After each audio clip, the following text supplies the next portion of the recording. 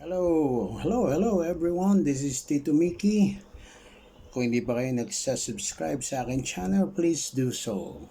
Okay, this is my seventh day of taking this product, Regine Stem Placenta. Yan. Ako binibidyo ko lang to dahil para tinetesting ko kasi kung ito ay okay.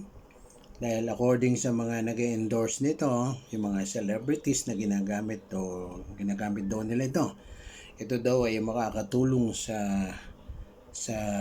kalusugan o yung may mga health issues. So tinatry ko. This is my 7th day, November 7, 2024. Okay?